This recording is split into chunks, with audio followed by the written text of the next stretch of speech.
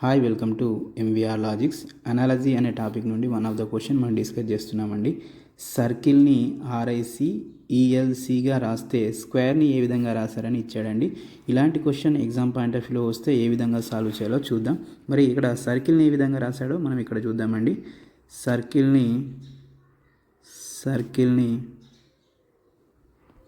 ఏ విధంగా రాశాడు అని అంటే ఆర్ఐసి ఈఎల్సిగా రాశాడు.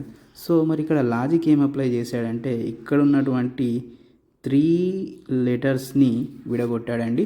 ఇక్కడ విడగొట్టి ఏం చేశాడు అని అంటే మిడిల్లో ఉన్నటువంటి దాన్ని మిడిల్లోనే ఉంచాడండి.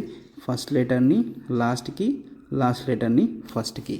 ఇక్కడ కూడా మిడిల్లో ఉన్నటువంటి లెటర్ని మిడిల్లోనే ఉంచాడు. ఫస్ట్ లెటర్ని లాస్ట్కి, లాస్ట్ లెటర్ని ఫస్ట్కి రాశాడండి. సేమ్ ఇలాంటి లాజిక్ని అప్లై చేసి స్క్వేర్కి ఏ విధంగా కోడ్ చేశాడో ఆన్సర్ రూపంలో కామెంట్ చేయండి.